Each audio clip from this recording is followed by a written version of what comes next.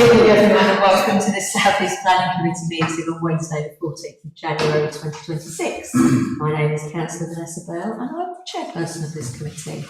Members, we are streaming live as well as recording this meeting, and by being present in the meeting you are giving your consent to being recorded. During each item, please put your hand up to indicate if you wish to speak. I will then invite you at the appropriate time. Please note that the YouTube live stream sound recording is dependent on the correct use of microphones, members, so please do speak up. And please reference the page or paragraph number when referring to the agenda papers, and please keep your contributions as clear and concise as possible. Thank you. Item 2, apologies for absence. Committee Clerk, do I have any apologies? We've received an apology for absence from Councillor Bow. Thank you, Chair. Thank you, Committee Clerk. So moving on to item 3, minutes of the previous meeting held on the 10th of December 2025. These are found on pages 7 to 12 and it's recommended that they are approved as a true and accurate record. I so move. Do I have a seconder? Thank you, Councillor Fluker. Members, can we agree those by assent, please? Super, thank you. So, declarations of interest, item 4, to disclose the existence and nature of any disclosable pecuniary interests, other registrable interests and non-registrable interests relating to items of business on the agenda, having regard to paragraph 9 and appendix B of the Code of Conduct for members. Members, any declarations? No. Oh, that's yeah, just one. Just in the interest of openness and transparency, I know the landowner for Gemma Fire. Same as stuff. Thank you very much. Okay. Can I ask Councillor Fluker to speak up? You I know I know you often can't hear you. I know not everybody always wants to hear you, but you do need to hear you. We need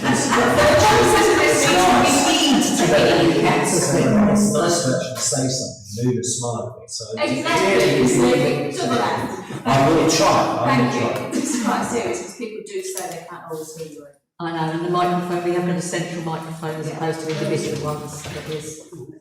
I don't know, guess whereabouts of the microphone? It's up there. Just started there. Marvellous. So, members, if we can now move on to item 5, 00706, OUTM. This is an outline planning permission, I've lost my ability to speak tonight. Thank you very much, Mr. Purvis. Application for land east of Birch Road, Tillingham. And members, you can find this on pages 13 to 60. There is no members' update in relation to this application, so I will hand straight over to Mr. Purvis. Thank you, Chair. So this is a outline planning application that seeks planning permission for residential development up to 36 dwellings, including up to 9 affordable housing units with new vehicular access and pedestrian access into the site, along with associated open space, parking, landscape and landscaping. The principal development access and all material considerations as set out in section 5 of the report are for determination. The reserve matters, which is a stage that follows after outline, if outline planning permission has been granted, would deal with matters in detail in terms of layout, scale, appearance and landscaping, although we have, for the purposes of the outline application, indicative information provided to show how the site could be developed, so you've got an understanding of that in terms of decision making. So the location plan on the screen shows the site is located on the eastern side of Birch Road and Mill Road, and to the south of the allotments on Marsh Road. The site is located outside the defined settlement boundary of Tillingham and measures 1.78 hectares. There's a flat rectangular part of a field forming part of the open countryside. The site is accessed off Birch Road. Its north, south and east boundaries are demarcated by hedgerows and trees, and whilst the west it abuts the rear boundaries of residential properties that are within the settlement boundary in Mill Road. Public footpaths also run along the eastern and southern boundaries, and to the east and the south is agricultural land. To the north are some stables and pastures, some allotments and another dwelling. And to the west, as I mentioned already, is the housing estate, all within the settlement boundary of Tillingham. So the next slide just gives you an idea in terms of the local plan proposals maps, in terms of the village. So Tillingham is the Tillingham conservation area is in brown, hatched there. There's a couple of trees shown on that plan that are not within the site. The site, sorry, I haven't got the benefit of a mouse to be able to show you, but it's just to the centre of the site, to centre of the screen, just to the east there, where the black line represents the settlement boundary for Tillingham. And here's an aerial photo, again, with the settlement boundary shown as well, just to give you an idea. Probably easy to just so everyone's clear, it's this area here. Thank you.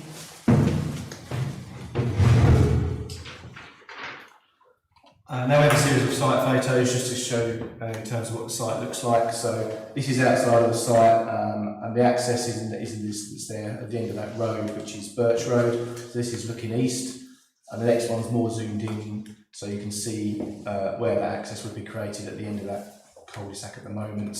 Those trees and bushes there would be removed. These are the nearest neighbouring houses to the south, just near the access, so the closest to the access. They're border of farmland at present. And then you've got a series of photos just from the edges of the site. So this is from the east, and you're looking west towards the properties in Mill Road in the distance. And this is looking north from footpath 28. So this is the footpath that runs down the southern boundary. The other footpath runs along the eastern boundary. So again, this is looking north. That's looking west from that footpath 28 along the southern side with the existing settlements, as you can see in the background. Another one to show that in terms of properties in Birch Road and Mill Road and vegetation on the boundaries there. And that's another one as we move around the site. This is towards kind of the southwest corner of the site, looking northwest.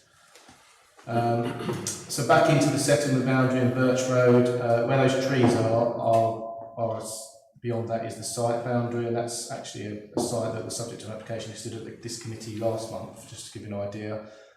So that's the one that was approved last month within there. And this is another image to show Mill Road in terms of the street scene. The site is behind those houses, so those houses have got back gardens, and it's beyond that in terms of where the site is located.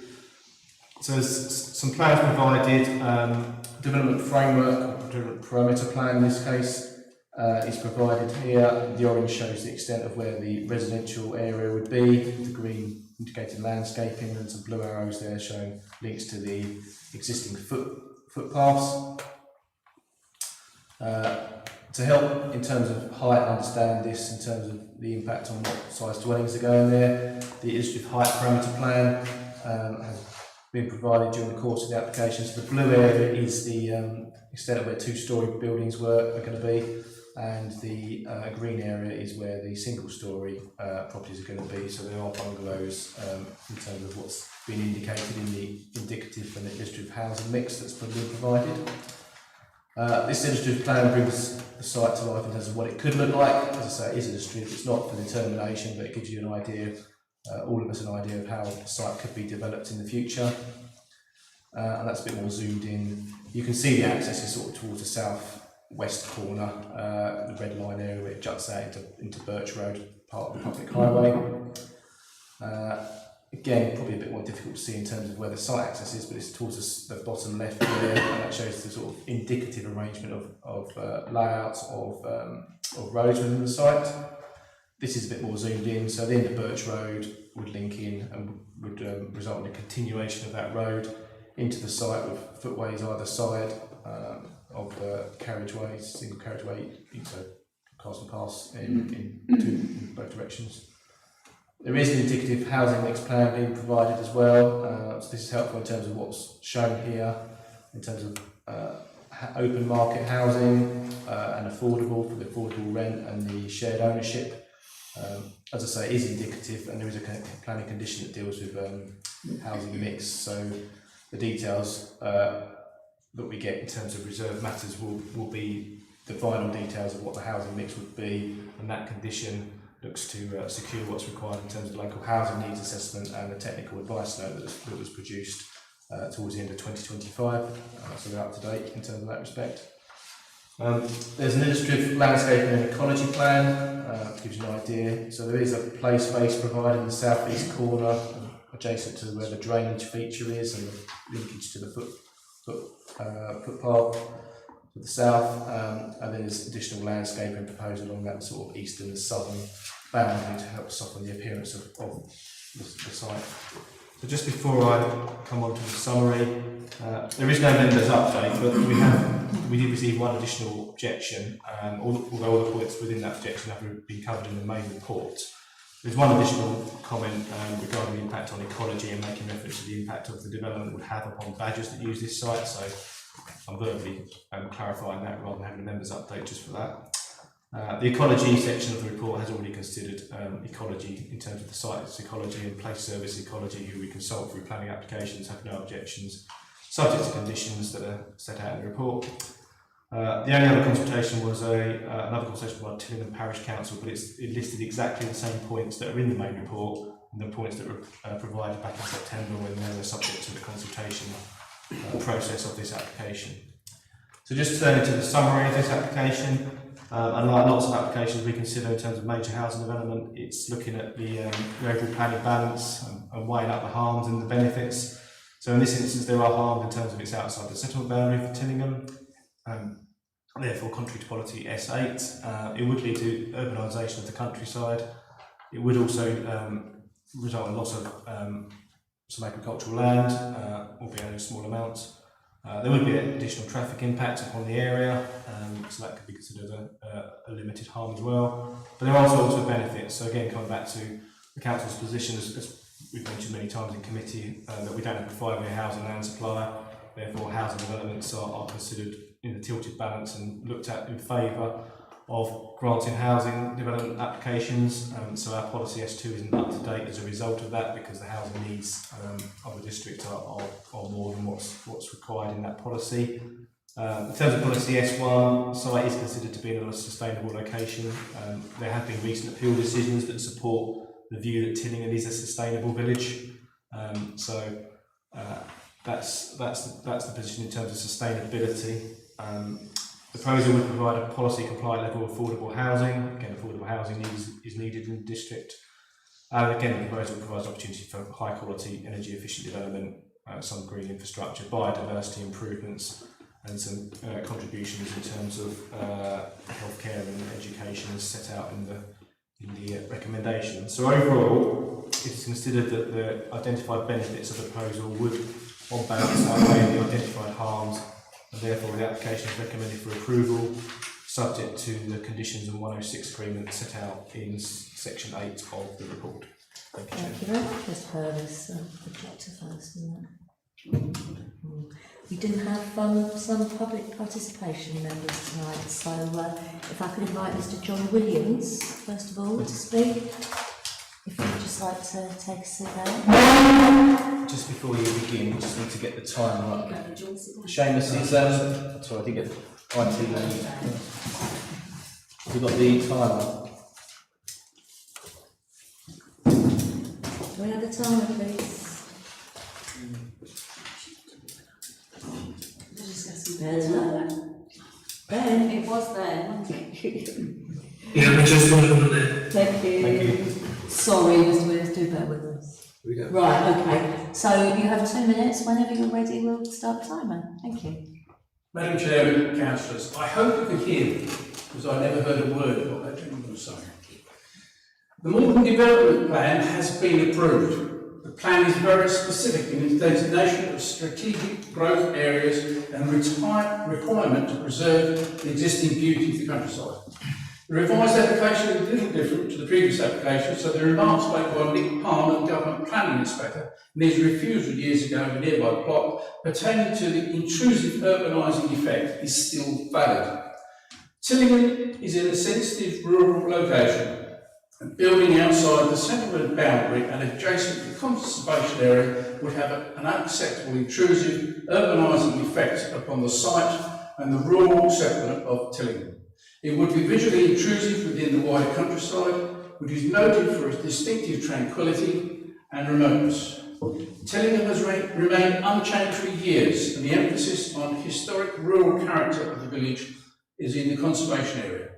This historic look and feel will be destroyed by the addition of yet more large housing projects. In this context, the revisions to any proposed development are not a significant material change and should continue to be rejected on the same grounds as before. Deviation from the local plan and unacceptable harm to the character and appearance of the countryside and the conservation area. There being no quantifiable benefit over and above substantial harm that should be caused. Thank you. Thank you very much, Mr. Williams. Thank you. I don't know if we can clear the timer. We just have to, we're ready for the next one. Whenever. Thank you. Thank you very much. Now I believe I have the agent, Mr. Michael Woods, so if you would like to. So close, that's all right with you.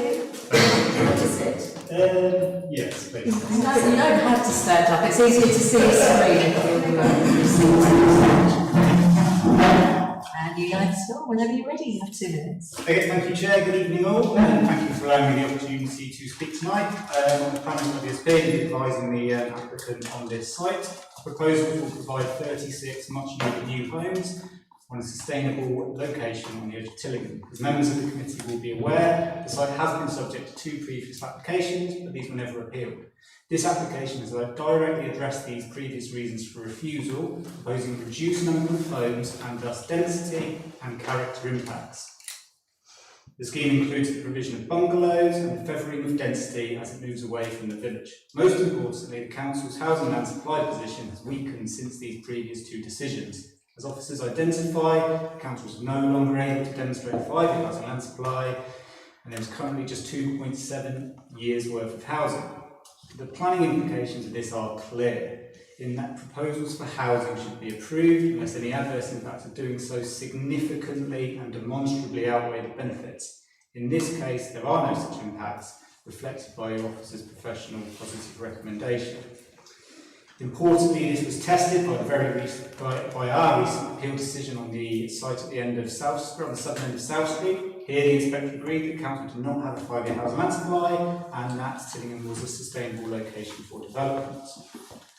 The South Street appeal followed an application that was refused at the planning committee, overturning officer's positive recommendation. We urge members to avoid a repeat of this situation that would cause the council further expense in defending an appeal and also serve to delay the delivery of much needed private and affordable housing. The planning application is submitted in outline with design details to come in the future, but as shown by the illustrative master plan, it is of a character and layout that is complementary to the vernacular of Tillingham village and will deliver much needed suitable family and smaller sized homes, including bungalows. We urge you tonight to support your officers and approve this plan. Perfect timing. Members, yes, Councillor. As the ward member, I should speak first. Obviously, it's been said this is the 3rd time this application has come across. First application was in 22, 44 dwellings. That was refused on a number of reasons. Then again in 2023, again reduced to 40 dwellings, and again refused for a number of reasons. So now we're stuck with this 36 dwellings. This application, I had a check today, has 51 public comments on it. Not one is in support of this application. So the last application was refused because of the rural location of the site, outside of the defined boundary, limited services, facilities, limited employment opportunities. It also highlighted the poor quality and limited access to sustainable public transport. So it will give an increase in traffic movements, private ownership, therefore, as far as I'm concerned, it's contrary to S1, S2, S8, D1, T1, T2, H4. Design was also a factor.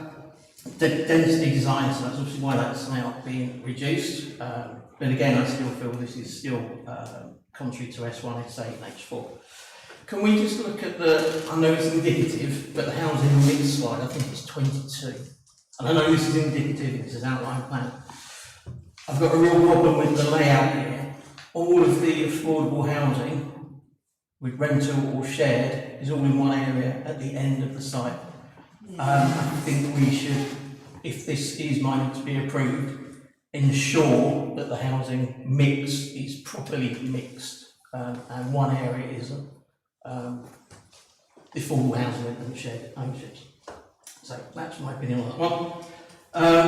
In section 3.2.1 of the report, highlights some benefits that it's going to bring to the area.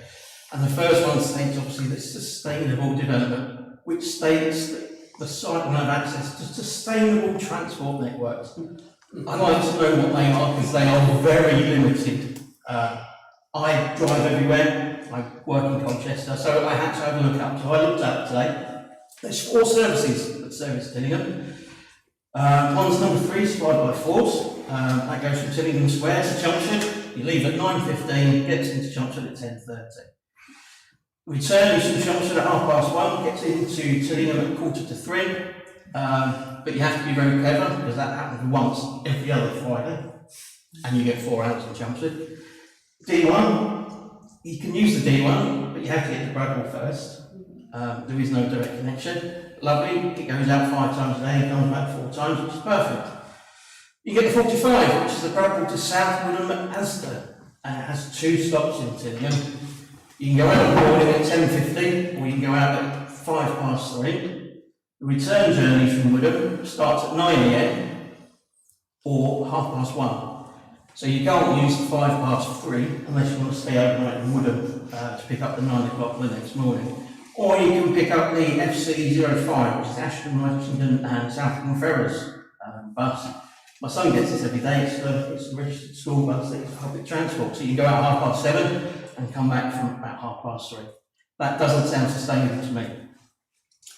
With regards to 5.3.15 and 14 key principles that apply, number 12 is maintaining the rural character of the district without compromising the identity of its individual settlements. I think the addition of these 36 dwellings will have a massive detrimental impact to the village of Tillingham. Under 5.127, it details some of the recent applications that have gone to the planning inspectorate and been passed at the planning inspectorate. It doesn't show the ones that weren't passed. I think the resident kind of mentioned the planning inspector's name. I wasn't going to do that. It was for a smaller site, but one of the key things he said is that the site is in a sensitive rural location outside of the settlement boundary and adjacent to the conservation area, and the form would not protect or enhance the natural, built or historic environment, but be at odds with the function of the wider rural context of this historic agricultural settlement. And for me, there's been no fundamental changes to this application that has been refused twice before, apart from obviously the changes to the number of dwellings, the changes in the 5-year housing land supply, and obviously the Labour government's change in housing building requirements. We still have to protect our countryside. This is a massive area that is a beautiful, beautiful area. I can't support this application in its current form, and I would hope that other members will have other reasons as well to back me in refusing this application. Thank you. Thank you, Councillor Neil. Members? Councillor Sam. Only a quick couple of questions really. I'd just like to ask the officer who wrote the report on the benefits and the weight given to the harm, actually not the benefit, on grade 2 very good agricultural land had limited weight. Now we all sat, whoever attended last week's meeting, where there was a grade 3A and a grade 3B, and it was also given limited weight. I just would like to know, in this authority's opinion, when do you actually give a very good quality soil substantial weight or moderate weight? Because I still maintain it's all right building all these houses, but who and how are you going to feed them? Absolutely. And we have to look at food poverty. It is a serious issue coming forward, we all know that. So if I could have an answer to that, please. I also would like to, I'd put the same as you, bus services, significant weight. What are they? I think you did a very good job, so I wouldn't need to go with that. We know that there aren't the sustainable bus services out there. You only have to go to the village groups in the churches to meet with the people, ladies and gentlemen, who support the villages, and you go and talk to them, and they have not got a regular service. They can't get from A to B. They haven't got the service they used to before the DART went into liquidation. We have the problem that obviously Essex County Council don't provide them. They subsidise services they wish to subsidise, and if it's too expensive, and if you work out the miles from Bradwell, Tillingham to wherever, and if the buses aren't used very heavily, they just reduce the services. So when it's given significant weight to sustainable development, I really do feel that the officers maybe need to put the bus timetables and how regular it is, and if you can get to a train station, if you've got a job, not everybody's retired and lives in Tillingham, that they don't have to work. You need an old age members of the community to make it work, to look after their people anyway.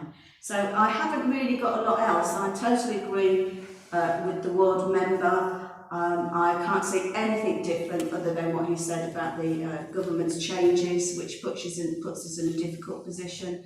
But as it stands at the moment, unless I hear from another officer, I would be recommending refusal, like I would think my fellow ward member, my other councillor would actually do the same.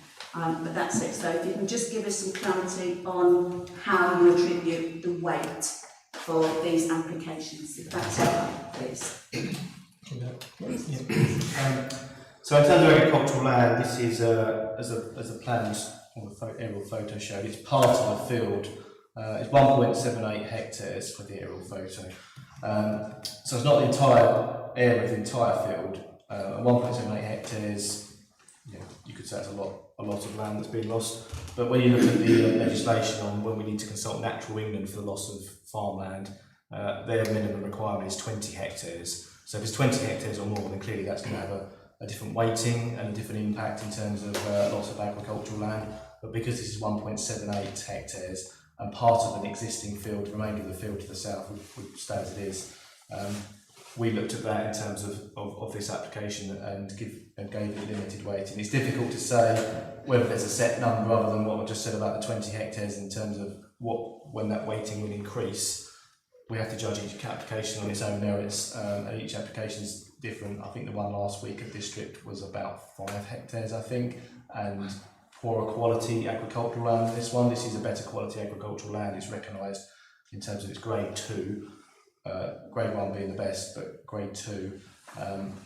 But again, if this was over 20 hectares, we consult Natural England, then they may have an objection to it, and we then may be in a different position in terms of the weighting, whether that's then reasons of refusal for that loss of agricultural land, or again it comes back to a higher level of weighting that has to be put into the planning balance in the overall consideration of a housing development. That would be the position. So this one's given limited weight mainly because the size of the area of farmland that's being lost and only part of a field. I've never heard it's the size that you can weight. I thought it was the quality, whether you can grow fruit, vegetables or crops. And if this is, in all seriousness, if this is part of another bigger field or the same, what what's happens going if to they happen. wanted to build on all of it? What if they put a bigger application in and it was, would you then not put the weight to it because it's a bigger one? The weighting may change if that's the case. Yeah, We just need to. So it's really, I do think it might be helpful to other members, because I bet a lot of other members don't know it's on size, not quality. But it's on quality in terms of land classification order, but again, the trigger in terms of what we need to consult Natural England, as a statutory consultee may object, is 20 hectares that's set out in the legislation. So it's a lot larger than what we've got here. So by looking at that, Natural England are clearly more concerned about losing larger areas of agricultural land than the smaller ones, which is why we're not statutorily required to consult them on the loss of this agricultural land.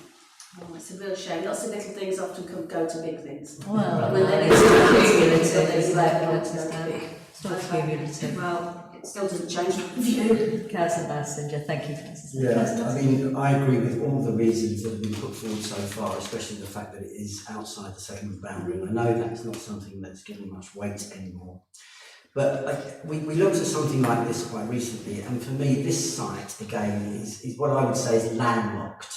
There is one way in, and that would be one way out. There doesn't seem to be any other way onto this site that I can see. I don't know if the officer, there isn't. So just in terms of vehicle access, there's the only one through Birch Road. There's the pedestrian accesses that add more than one because you can connect to the existing footways around the field, and Birch Road in terms of the existing settlement. You can understand the harm that this will cause with the development of this site, because everything that comes onto this site will have to go along what looks like Mill Road. It's Mill Road. And there's that little dog leg in the middle of it as well. There's all those houses.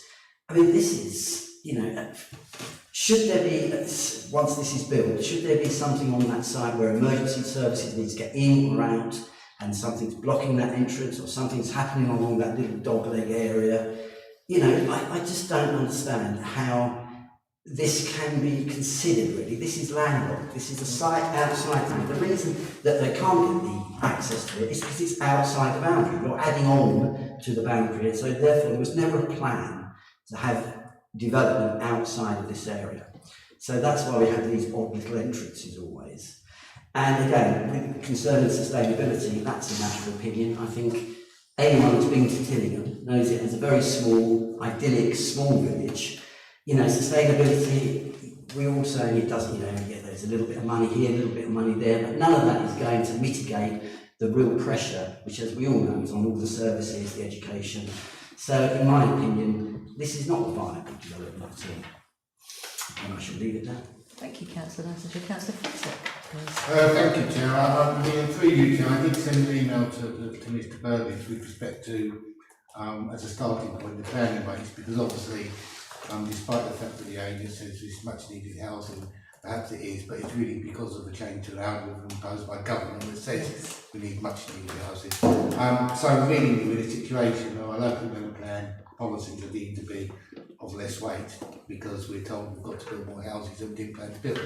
So there we come down to the principle that we've got to decide as members whether or not the benefits outweigh the harm in terms of departure from the local development plans, and that comes down to planning rate. So sorry about the long introduction, but in 5.1.1 as a starting point, it indicates that the council has in their their local development plan year deemed Tillingham to be a larger village, and strategic growth should be, shall we say, directed towards those locations, which is confirmed in 5.1.12. But I'd just like to point out that in the Land of Roads appeal, the inspector treated this matter with extreme caution, in so much as it's not been tested. And certainly there have been objections raised by Essex County Council to how we've actually reached the conclusion that these are larger villages going from smaller villages. And that's very much based upon the algorithm that was used by the officers when they tried to work out what was small and large and medium. So I'd just say that in that respect, I'm not entirely sure that adds much weight to the benefit of the development, because again, this is untested. And the fact that we've chosen that as a growth strategy doesn't mean it shouldn't preclude certain locations in there that are currently, under the current method, identified as large villages. But moving on from that, obviously, a considerable benefit or substantial benefit in the officer's eyes is the introduction of affordable homes. A substantial benefit, but in a recent appeal that I attended with Councillor Fluker on a development of a similar sort, exactly the same size, there was provision of 36 units in full application, and the inspector at that appeal determined that there was of significant benefit. And here we have a development that's got less affordable housing, will have a lesser contribution to the 5-year housing management as outlined, and yet we've got a much more considerably higher planning balance on it. So I just, like a view from the office, I don't understand why this is substantial and the Glebe Meadows is significant. Officers, thank you. The Glebe Meadows one, I think if you email, by the way, I have seen that. In terms of the Glebe Meadows one, I think your reference was quoted that it was moderate benefit given to the 5-year housing land supply. And I've looked at other appeal decisions across the district, And it depends on how many houses are proposed, really. It seems to influence inspectors' decisions, and obviously they're not always the most consistent in terms of how inspectors look at them. But from what I've looked at, that one that's land north of Homefield and west of Tillingham Road, also in Southminster, I mean, that is 220 dwellings, but that was given substantial weight to the 5-year supply and the affordable housing numbers.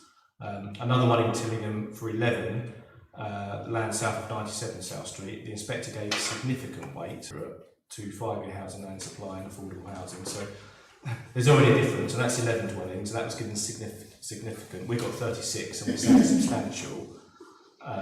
Whether that's more, whether members think that's more significant or less than that, that's up to.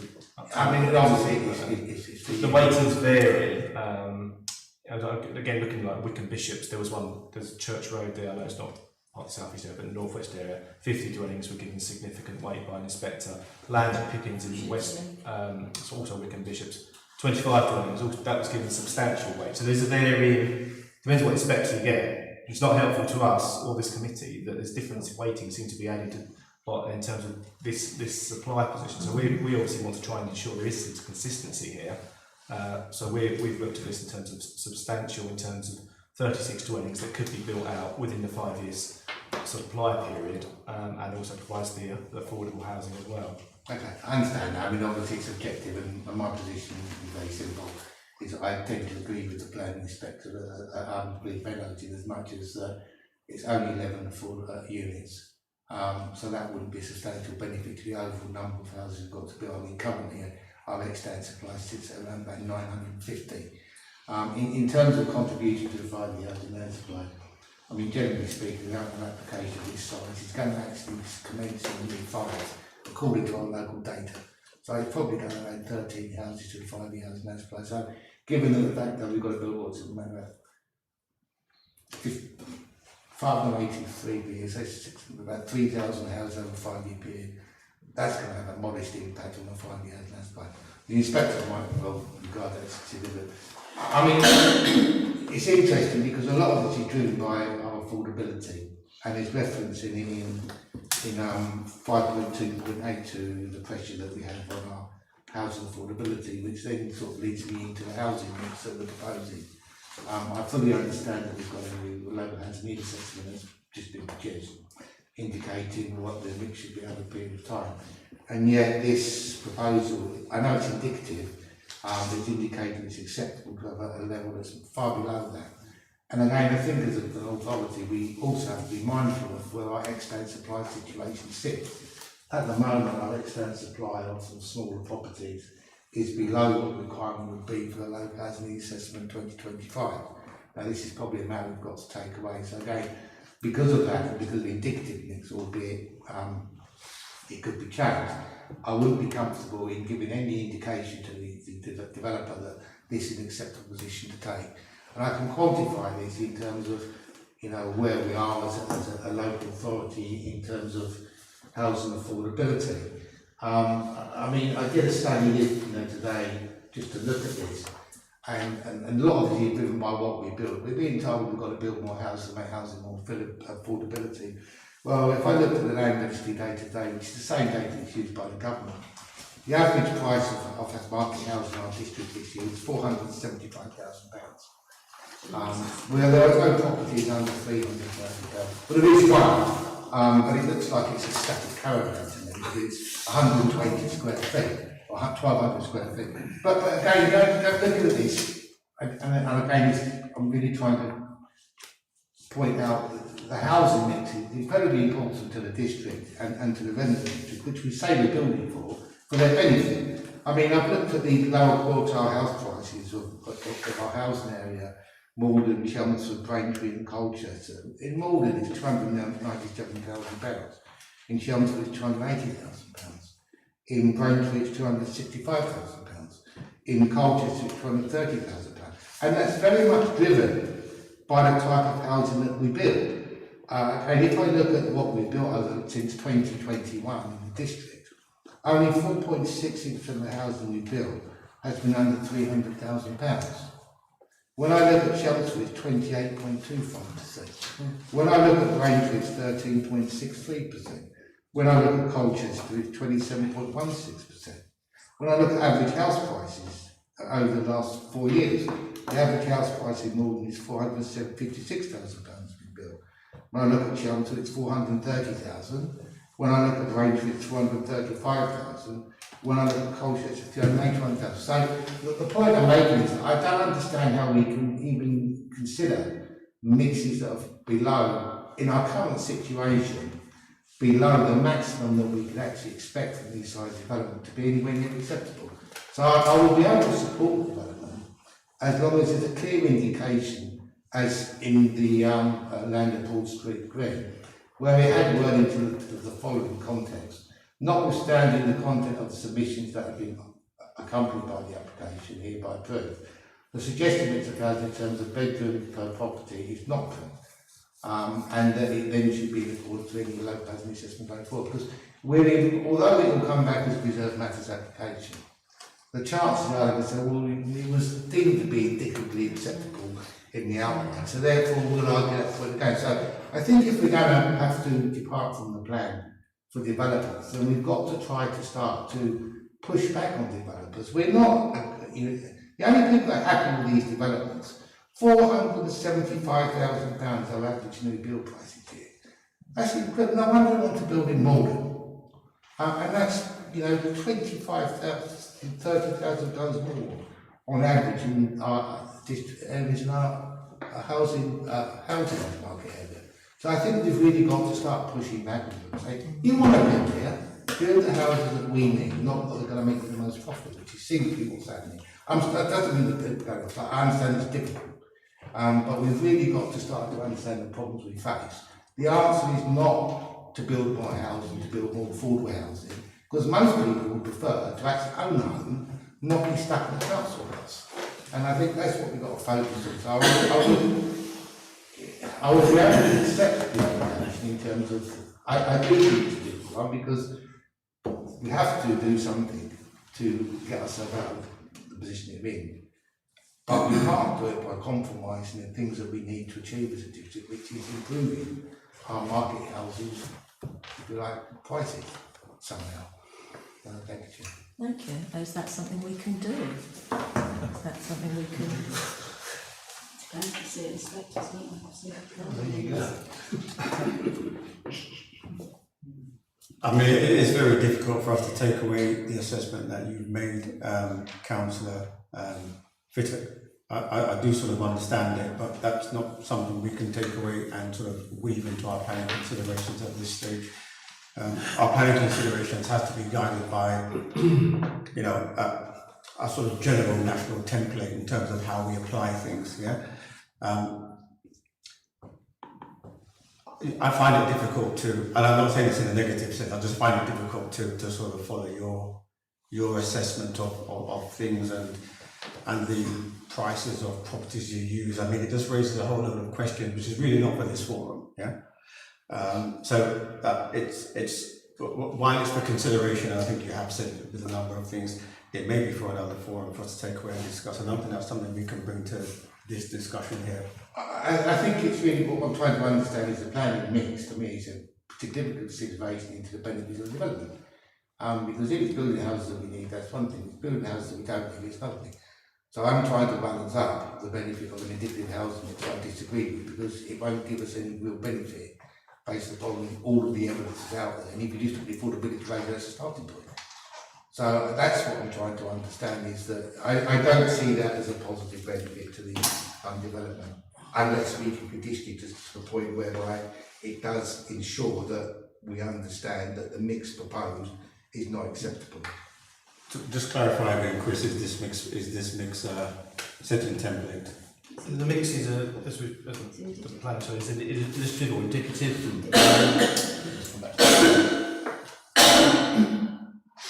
So it's not for determination now, and condition 6 in the recommendation identifies the need for, so we get to reserve matters, the housing mix meets the evidence needs of what's been undertaken in terms of local housing needs assessment and the technical advice note that internally has been produced as well, so that we are maximising the 1 and 2 beds as much as we can.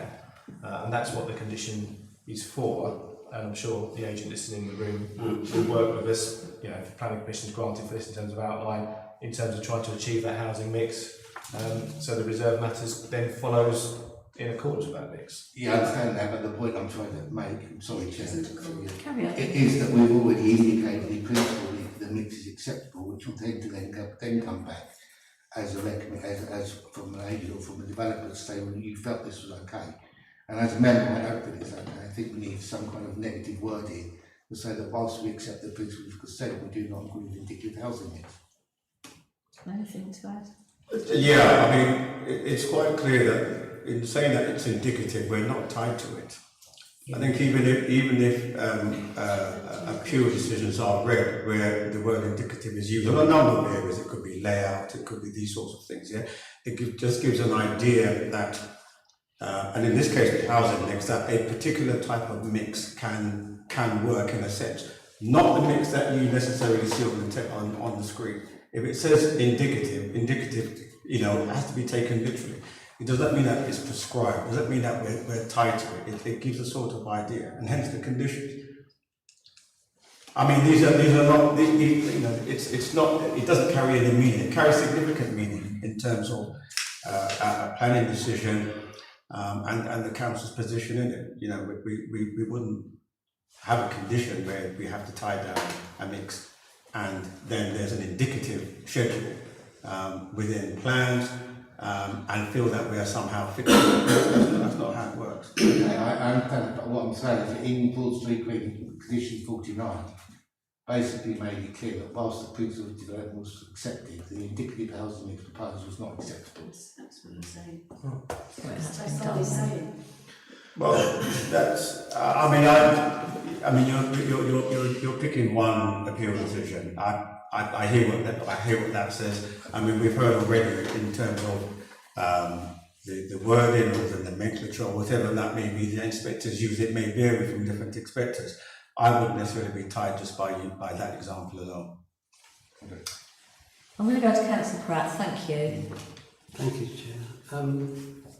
Last week when we were discussing it, district planning, I got the opinion that our land supply was substantially different to 2 point something to being 4 point something. And it's been mentioned tonight that it's only 2 point. First of all, is that still correct? Is it 4 something or is it 2 something? For you, Chair, it's 4.14 to work in terms. Which is different to what the presentation, the agent said 2 something, and I think the correct answer is no, it's 4 something. The other thing that was mentioned is, as this is virtually completely outline only, whether that does hold weight to the potential of helping our 5-year land supply. Because if we are so close to 5, hopefully within a couple of planning applications that the council support, that this would need to be considered because it's outside the development area, and it would probably not have as much weight that you're giving it now. So this balance, is it different because it's outlined only? No, the balance would be the same. Whether it's outlined or full, the 5-year supply position is what it is. It's less than 5 years and the tilted balance is in favour. You get to 5 years and the council will then demonstrate it's 5 years. The policies that we are considering out of date at the moment, like S2 and SA and things like that, are then back in play as the policies as you were seeing them before. We didn't have a 5-year supply. Sorry, when we had a 5-year supply in the past, and those policies were then robust in terms of schemes like this being considered unacceptable. Thank you. So the lack of 5-year supply does affect the tilted balance in terms of how we're looking at these applications. If I may come back, have we overrated it? Because this is only outlined. If we had a full planning application, I could see that it bearing weight, they could start virtually once we've got everything sorted, we can go. This needs to go through several other stages before it is fully approved as a proper contribution to our 5-year land supply. That's where I'm struggling, is this isn't really a contribution to our land supply because it's only an outline and we don't know, everything is in reserve, we don't know how many affordables we're having, we don't know what the layout's going to been, we don't know how. There's so many indeterminates. How can we actually make a decent decision to say this will contribute towards our land supply? Well, I think, and I'll shut up. but whether it's outline or full, that's not normally part of our calculation in terms of how it will deliver towards the 5-year housing land supply. I mean, that could be anywhere within a period, yeah. For one thing, as a variable, once it's a variable, it's difficult then to consider how you can look at it in terms of consistency. It's been accepted, on appeals, and everyone has access, to the appeals that if an outline scheme is allowed an appeal, inspectors would say it contributes towards, the 5-year housing land supply and housing overall. They make no different argument whether it's an outline or a full. And that's what we need to understand as well. So if we're trying to make a different argument that, well, it's not a full argument, it's not a full application, so therefore it should be given less weight, because it's less likely to, at least in a period of time, contribute towards the 5-year housing land supply. I think that would be a difficult argument to make. Thank you. Thank you, councillors. Are you giving mine, Councillor Stanley? Councillor Hayes, thank you. It's only a little thing. I was actually in a meeting this afternoon, which was quite an interesting meeting, and we was talking about people being deprived in the areas that, and obviously I know we talk about Haybridge, things like that, and I was very surprised to actually see on this chart they brought up that actually Tillingham is a very deprived area. And they said, could we put a description of what deprived means? And a lot of us can't actually know what we would explain. That's what it means. It's very hard. It's a very strange word. And one of the things what it is, obviously, it's the housing mix, and they're deprived of what the right housing mix is for that area. And if you give them the wrong thing, that is where you're making it not good for that village.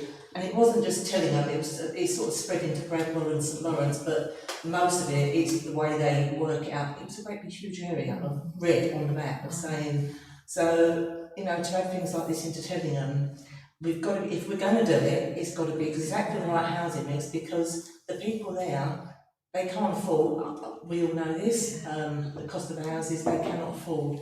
It won't be the Tillingham people that will be buying them houses, it will be people coming in from outside, because the houses are much too expensive. But that doesn't help being it's horrible when you say it's a deprived area, because it's a lovely area, it's a fantastic area, but it's because the housing mix isn't right for the area. Thank you. Councillor Sam. Yeah, I can't remember how many years ago this was looked at in Tillingham great length because of poverty. It is the word poverty as well, people living social deprivation out there. But I am going to support Councillor Fittock. I know the officers don't see it in that way, but until we do change what we see as affordable and what we need, all we're going to do is keep building. This is a Councillor Flukas I was saying years ago, it was a Breeze Block Mansions. I know we're not building as big as those now, but if we are going to address the affordability ratio, we need to actually be firm. And it's all right the developer sitting behind, most probably say, yeah, well, I'm going to stick to that, because he most probably doesn't want to build more or what is suitable, because as Councillor Fittock says, he wants to make more money, and everybody does. We're not knocking him for that, but that is not addressing what we really need in our areas and our division. And Councillor Neil did say, there's no point in putting people in an area that aren't suitable for the lack of sustainability, the bus service, the facilities. We all know there is a doctor's surgery that opens, I don't know how many days a week, is it 1 or 2? It's the doctor's surgery. He's actually there all the time, he's got new patients as they all live. Is that Mr Hancock? 8 till 7. Oh, he's a lovely doctor. You've got a post office and I don't know if there's 2 pubs in there and a lovely church. But if you actually look at the demographic, I mean, I did look roughly, because I can't always remember how many people live there. About 470 homes, could be wrong, and about 1,125 people live there. So unless they're going to contribute to what's needed, I still have not seen evidence that I'm going to support the application. And we're actually going away from the harm it's doing. We've not focused on the harm and all the things Councillor Neil said at the beginning, which to me are the planning reasons for refusal. Thank you. I think that would be useful to comment on the contributions. They're in the report in terms of it's the in terms of the form that's used for education and healthcare as well. Well, I mean, we had this conversation. It might have been last month, about the contributions and you know, a development can't make up for what's not there. It's to basically wash its own face. To mitigate the harm, usually. From the development itself. Yeah, that's right. You're mitigating because you're harming the environment or what's there. So what you're trying to do is compensate for the growth. And if you're going to grow, in my opinion, you've got to put the proper stuff for it to grow and not necessarily what a developer wants and sees fit. Council for Physics just proved, I know that you maybe don't want to listen to those figures, but they are very, to me, they're very easy to understand. Unless we bring our market house prices down, nobody's ever going to be able to afford to move here. We're not going to attract younger people in who's going to help our economy. We're not going to grow our economy and new businesses because nobody's going to come here. Only people with over 400 grand are going to be able to move out here. So anyway, that's a different argument. I appreciate that. Anyway, Council Fluke. And those are not our young people growing up in Tillingham and can afford to stay there, are they? I'm going to Councillor Fluke and then Councillor Siddle-Norman. Yeah, thanks. I mean, obviously, you can't control house prices. I mean, because you can't control land prices and you can't control building material costs. So the only option available to members is only to approve rows of terrace houses, which may well not sell or may sell. I don't know, but that's the crux of that. I mean, you've got to accept, you know, guessing where we're all going with this. Tillingham is a sustainable location, and for once we can't talk about the local school because the local school has capacity, and that's why Essex aren't looking for contribution. And the other thing that you have to be mindful of some of these things that you know, if villages aren't allowed to sort of have some kind of increase in the number of houses, then what happens is whatever's there just falls away. Yeah. So the school will be about closing. And all sorts of things. The settlement boundary, I think officers agree it's not an argument. We haven't got a 5-year housing now, we've got close to it. But I mean, I just want to drill into some more hard planning matters, particularly around design. I mean, Councillor Bassinger's right. You know, we are eventually going to get into a lot of trouble having single exit entry points onto these new builds. I mean, I don't know.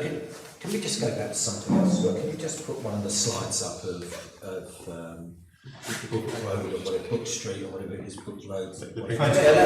That's absolutely perfect. I mean, just go back. That any one of those would do. There's one there now. I mean, I know members have probably followed the advice of the planning inspectorate, and everybody in this room who's going to make a decision has actually been there. But I tell you what, Essex County Council owe an apology to the people that live on that estate. I don't think I've ever seen such bad roads in a residential estate. I got into, as soon as I saw, I hadn't been around it for ages, and I went round there, had a look at it, got in touch with Essex County Council, took some photographs, referred them to these photographs as well, and they just not interested. Well, I mean, at the end of the day, they just, they just need to sort out the roads before they start telling us that a contribution towards highways 20 miles away, some roundabout outside Sainsbury's, absolutely ridiculous. But I just want to talk about, can you put up a slide which I think is right at the beginning of the stack, and it says something about, I think it's the site plan one. Location plan, there we go. Right, so if members just look towards, I think the applicant, and I think Mr. Purves did, that if you look at the bottom of South Street, which is sort of the T-junction at the bottom of the page, that little blob on the right, on the east side of South Street, that's the site that was referred to by the applicant, which is the appeal site, that's 11 houses. I mean, to give weight to what Councillor Bassinger said, I mean, and housing numbers, what we're about to deliver. When that application came to this committee, it was up and ready, it was ready to go. It was thrown out, went to appeal. Well, guess what? The site's up for sale. It's actually up for sale. The local estate agent for 850,000. So that's not adding anything, is it, by the time they find a buyer for that?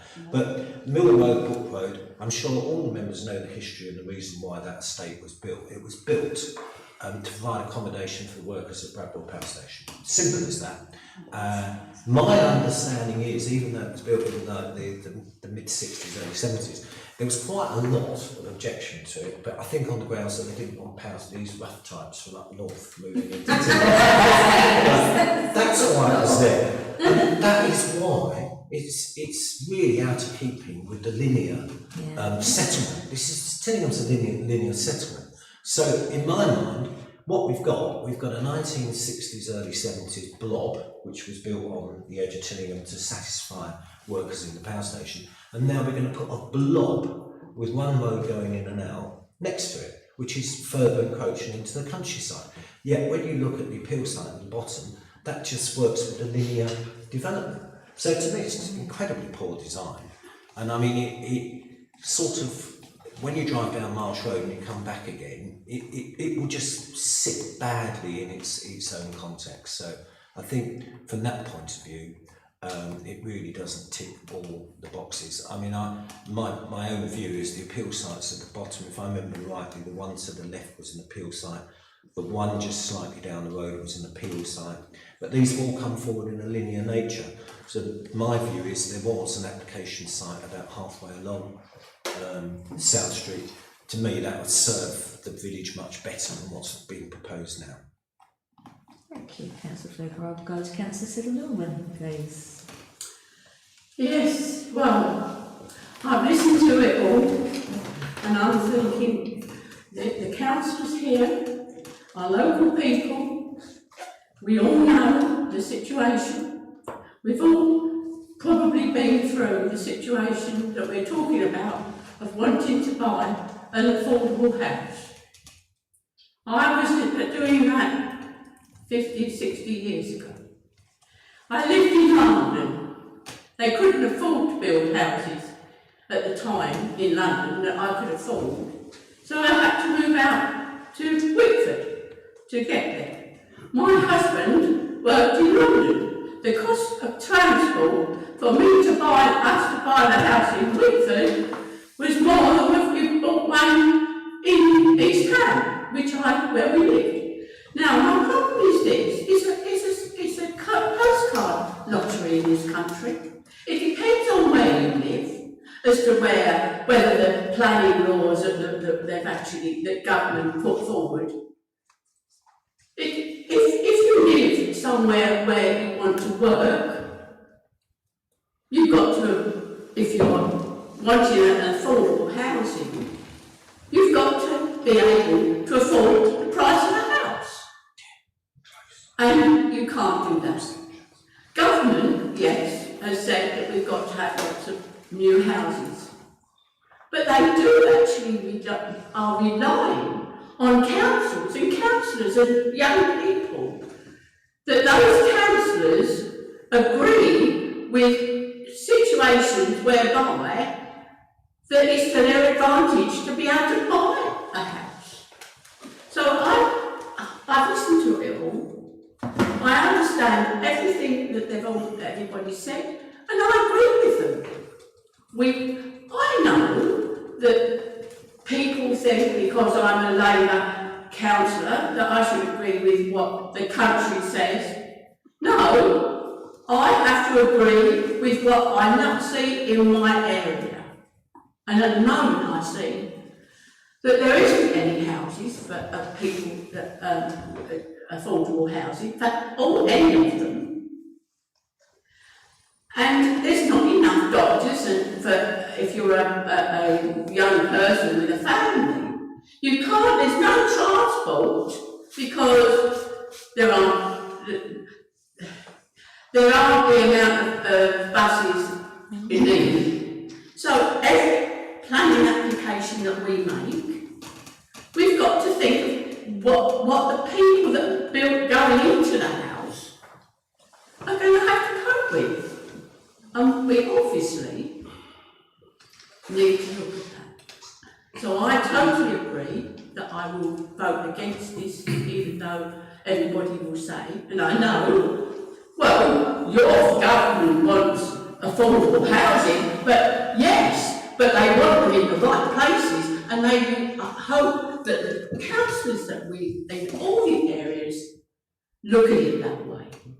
Not because the government says we've got to build lots of affordable housing.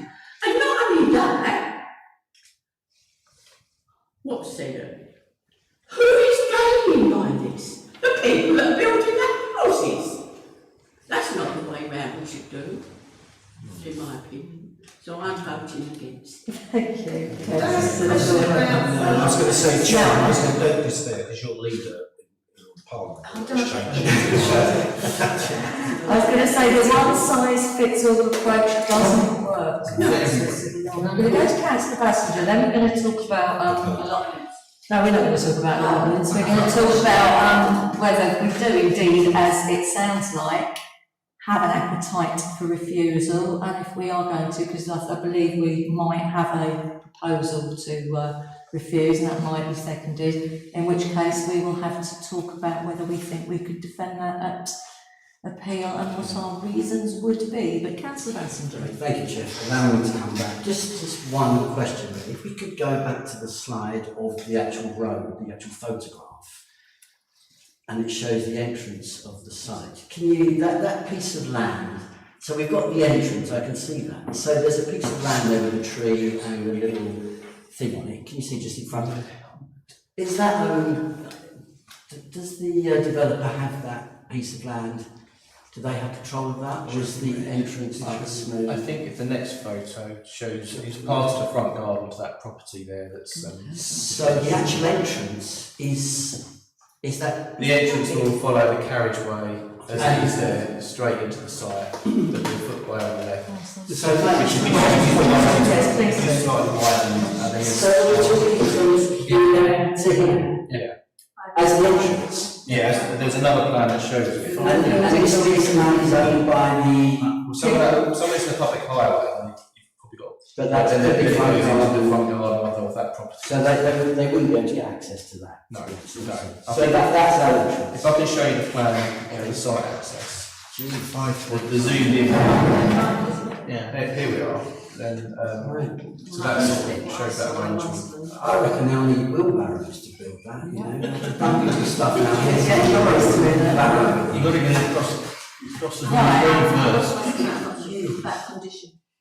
Okay. Okay, just a point. Thank you, Councillor Passenger.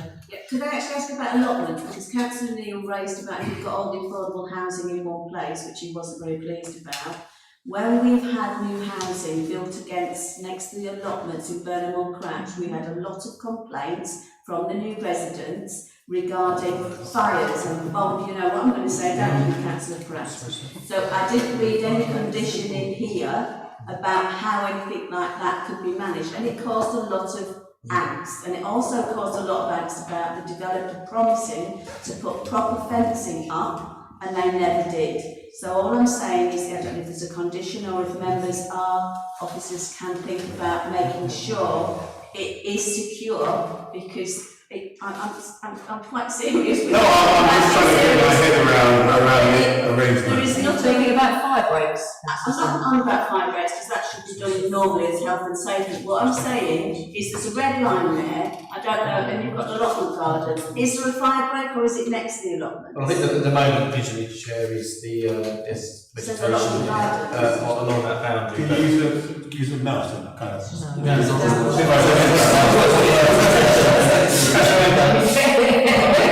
can come to some photos that sort of show it in the distance. It's in the distance there, that's where the boundary of the field is. Okay. So there's natural type of boundary there. Is there allotments there? Because it said the allotments are the other side. Right, okay. So what I'm saying is... So outside the site. It's outside the site. Yeah, it'll be adjacent to the site, you'll put it, it's usually there. Yeah, and the issues what we've had in the past is that when you've got established allotment holders, they have a routine. And it depends what the rules are of this allotment, you might know more than I do about it. But you do need to be careful that if you put a load of housing near it, new housing, they get really upset with existing allotment holders when you burn your rubbish. They do, Councillor Fluker. Well, no, I'm sure you've been and done a site visit, but you're... No, I haven't been and done a site visit. The large piece of the allotment gardens, it's actually grazing for horses. Oh, is it? So it's not Hotwood Gardens. Half, the tiny bit is to one side, but the rest of it is so important. You know, you Yes. go there, Sometimes it's at every site. I think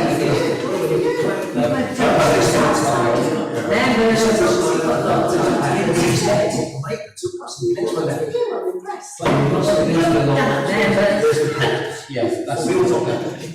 I'll try to just show the area, so just kind of get an idea. Right, that's the stage, The access of the house, sorry. So the allotments are here, and the sites here. There is a piece of So it's not going to affect. It's not direct. It's not direct. There is, as I said, that's something to do with members, thank you very much, Mr. Purse. Right, members. just to round up, I think we wouldn't be able to control what's happening on the ordinance in everything, because it's outside the site. Right, so remember, I have a proposal to go against the officer recommendation to recommend refusal. Do I have a seconder for that? I'm officially asking for it to be rejected. And I'll officially And second. councillor In line with the previous rejections, because I still think they're valid. And our reasons. Yeah, so we go objection first, don't we? And then recommendation. No, I need to know the recommendation first. Okay. That falls away. I need to know the reasons. Right, so do I have I will, I propose that we accept the officer's recommendation. Do I have a seconder? I don't. Well, that's interesting, isn't it? Right, so that falls away. So that falls away, okay. alternative. So then we go to your, which councillor Bassington has seconded, I believe. Which, yeah. Right, so, and I think we just, this committee, we just put our hands up, don't we? Well, no, Chairman, I mean, from my perspective, and bear in mind where this is likely to go, I'd like to know, before I vote, are the reasons why. Yes. Because some of the reasons that are put forward to, I know you will not be able to defend an appeal. So save a lot of time, and I'm also going to propose that Burnham, as far as I'm concerned, and I think there's good evidence to support this now, the constitutional break appears to be broken. And I would be proposing that this committee deals with it tonight, because there is a precedent for that now, and it just saves us all. I wasn't going to go to constitutional break, Councillor. Well, I was going to discuss reasons for whether we have reasons for refusal, and whether members are willing to defend those reasons. I mean, in the same way that Mr. Jaggers works out, and we discussed it. I was going to follow that pattern. So I think so. It's coming to an end, I think, break. Chair, I was just going to ask if members want to put reasons of refusal before we vote. Yes, members. Is it a planning reason for refusal, Councillor? Yeah. Go for it. Policy. It's been told us that actually it is, the situation is a deprived area. The problems people are having in the area, we're actually putting people where it's already a problem, so therefore we don't want to do that. I don't think that's a defensible planning reason, Councillor Siddle. I'm sure it's not. Thank you. I mean, Councillor Neil did suggest using the 3 reasons of refusal from the previous application, and that to my mind makes sense in terms of that approach. Can we just be clear about They are in the report. Section 6.1 is the page 40. It helps us a lot. So you've put those. Councillor Neil suggested those, but I just want you to just make sure that you want those ones, or do you want to change those ones? Where are you, Chris? Yes. Page 42. And page 38, the other planning on the side. Outside the settlement boundary isn't a gallery. No, that's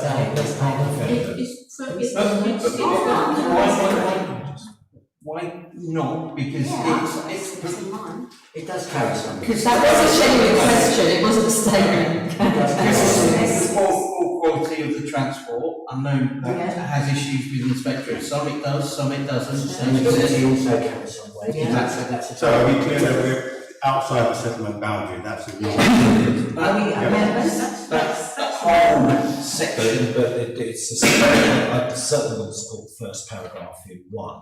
But I think members should be minded that I think that if you look at the second, but it's not really the second paragraph, but where it starts with furthermore, I think that gives weight to the limited, where it still talks about being sustainable. I'd argue the sentence before also, Councillor Kluge, if developed aside by reasons of its location, blah blah blah. Because that's where that speaks to the transport links, which is defined. And the definition of large and small villages as well, that needs to be tested. That is in question. Yeah. That's in the draft, the new draft. Right, so we can work with some of the wording that's in this current. So we can talk about it's outside of the settlement boundary. Yep. Number 2 is about the development. And do you want to talk about it being a smaller village? Councillor Fitzick. Yeah, I mean, at this present point in time, regardless of what we may or may not do in the future with local development, Tillingham was understanding, it was regarded as a smaller village. It is. That situation, what it might be, I don't know, but whatever it is what it should be. Obviously, we're referring to the fact that it might change, but as I've said, that's not certain. I mean, I'll be honest, I'm struggling a little bit because I agree with Councillor Bluebeard so much as that defending the settlement boundary is somewhat difficult because although we would regard it as being of tremendous value, an inspector, if you think about the principle of TIL, it's moved away from the most sustainable locations to a sustainable location. So to a large degree, the problem we have with estates and the policies is that they're promoting growth in the most sustainable locations rather than a sustainable location. Because everywhere is sustainable to a large degree, isn't it? But it isn't where we direct development. So I think, there needs to be some solid planning reasons that are more than just departure from planning for the success. So if I could come back, I mean, yes. S1, S8 and D1 must kick in. Yeah, D1. Based on what my view was about how it relates to the village boundary. I'm not saying outside the settlement boundary. No, I think the linear thing was very valid. So I'm more than happy to support 2, but probably not 1, so I'll probably... And there is the loss of agricultural land, of course, because that is good quality agricultural land, and that does carry some weight, so regardless of size. Generally speaking, 3A doesn't. No, we were told it was good. My understanding it was 2. It's 2. And 2 is quite unusual because every time the solar farmers come along, they all say it's grade 3, and 90% of Morton District Council land, farmland, is grade 3. So this is quite unusual. So this is and I accept what Mr. Purvis said. There's no need to consult, Natural England, but that's because otherwise we'd have to consult on every little piece of land. That's to protect them from just being inundated with work. It's quality land. Right, so we've got S1, S8, D1, relationship to the village boundary. Are we looking at those previous reasons of refusal? Reason 1, did you say? I think reason 1 we were only taking the second part. The second taking bits from it. Yes. What are we, just want to be clear? We were taking the transport bit, I believe. Sorry, I don't know the plots number, but there is the harm to existing residents. There are a number of people affected. Loss of amenity. Loss of amenity, clearly. Urbanisation into the countryside, to rural locations. That's covered in all those. 2. That's covered in 2, right, What okay. can be added to urbanisation is now. I think we need to add urbanisation members. So you're also saying poor quality and limited access to sustainable and public transport. Yes. I believe we are members, are we not? Yes, we are. That's 3 members. What was saying about outside the settlement boundary? I'll come back to reason 1. Did we just say that it was half that reason? Furthermore. We were talking about, the limited services and facilities. So the bit about the outside the settlement boundary and small village. Are we going to test the small village, large village members? Well, it's in the ODP. Well then, yes, it is, isn't it? We're effectively not using S2. We're not using S2, no, but the other policies, S1, S8, D1 are being used. And listening to what's been said today, I think a lot of the points are in that reason one in terms of what members have said today. Yeah. It's also useful for us as a council to be consistent in our decision making. If that was a decision before and it hasn't been attested at appeal, there are points raised today that are very similar to what's in those reasons. I'm not saying you have to use them exactly as they are, but if you want to use those reasons, then they seem to follow, to my mind, what's been said this evening. Yeah. Use the same. No, if they're going to get thrown out, they're not. You don't have to. Well, they're not. They're sound planning reasons, are they not? They are. And I think they're arguing. I think it's very subjective. Really, you know, it's down to the inspector. And I think looking at this particular application, I think it's very much in our favour. If we were minded to refuse, to stand a very good chance at appeal. Well, sound in the sense that we can defend it, because if we can't be defended, then you could be opening yourself to cost. Yeah, absolutely. Mr. Purvis. I was just going to say that there's the three reasons there. There's reference to loss of agricultural lands as fourth, is that right? I think it should be in there, yes. And one about loss of amenity was the next point. Is that yes. What we say, vehicle movements? In relation Through the estate. Through the Birch Road, isn't it? Yeah, and also when you look at the proposed plans, the houses in Birch Road, there'll be an access road built. No, there won't. There'll be gardens behind them, but they're still close, so there's still going to be loss of amenity. Pedestrian access on the site, but the size of that entrance, I can't see where the pedestrian access would be. I'm very concerned about that. But that is covered, Yeah, we don't. We can't change the size. We can't change the size of the entrance. Well, the access is for determination, so it's whether that access is unacceptable or not, as it's presented. Yeah. But highways are saying, well, it's not, if they're saying it's acceptable. But I'm hearing that you're concerned about the size. Well, I think we're concerned also about the quality of the roads, so we can't. Due to the size of the access and the access itself, I think that is a concern. And what is going to happen to those already completely shot roads when they've had hundreds of construction lorries? Just going back to the access, so Councillor Bassett. Councillor Bassinger. So just your point on the access, are you saying that the access, its location is inappropriate, its size is inappropriate? What is it about the access? I think the size is inappropriate.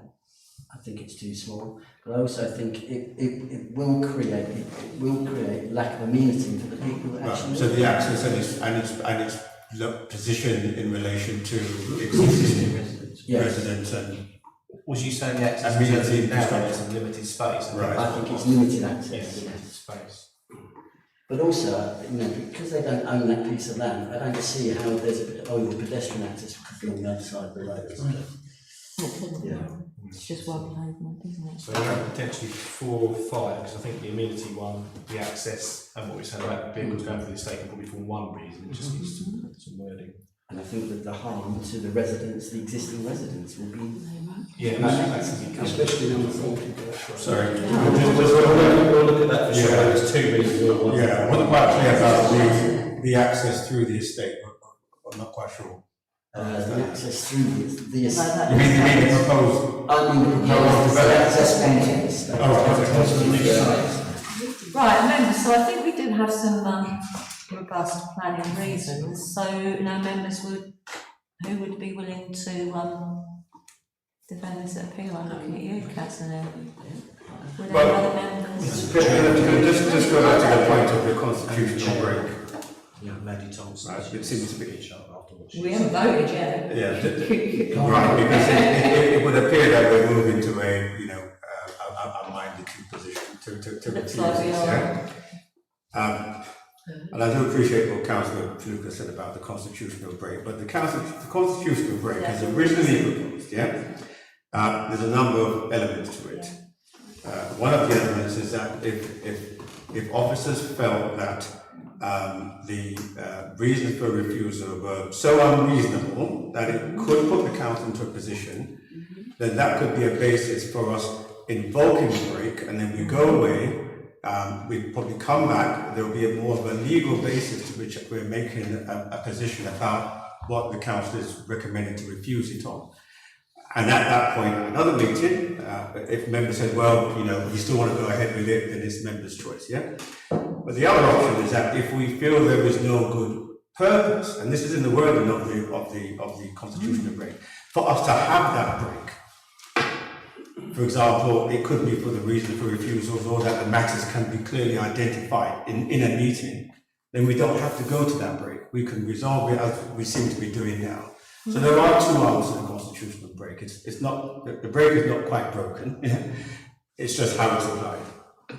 It's like I'm proposing option B, but I'm going to ask Mr. Johnson whether you're concerned enough to suggest to me that I should go. Well, I don't think there'd be any good reason us going away for a break. Given members' reasons for refusal, that would make anything different to what we would be doing tonight. Yeah? Thank you. Because we're getting a steer from you on the reason for refusal. We'll go away, we'll sort of draft them up, and in consultation with the chair, vice chair, the ward member, etc., we'll fine tune that. And that's kind of how we always used to do it. Agreed. Yep. This is what I'm proposing, yes, members? Agreed. Thank you. Yes. Right, so we now have a proposal on the table, which is to go against the officer's recommendation and to oppose this. So, members, all those in favour Of refusal. of refusal? It's unanimous, we've all got our hands up. Is everybody? That is. That's everybody. I didn't see councillor. I thought Councillor Cooper's waving off, it was a half, was that a no or a stay? That's going with the will of the committee. Those against, Chair? Those against? Anyone against? No. Anybody abstaining? I'm abstaining. That's good. Something's going to give you a bit back. Right, so that's it. The chairman and council will lead, and you'll go to the appeal, it's like. So, yeah, Councillor Neil and Councillor Messenger. And council and the chairman. I'm happy to go. Yeah, put yourself forward. So when it means a lot, when it can be. So we have a conversation now about not going away from this meeting, we see the reasons.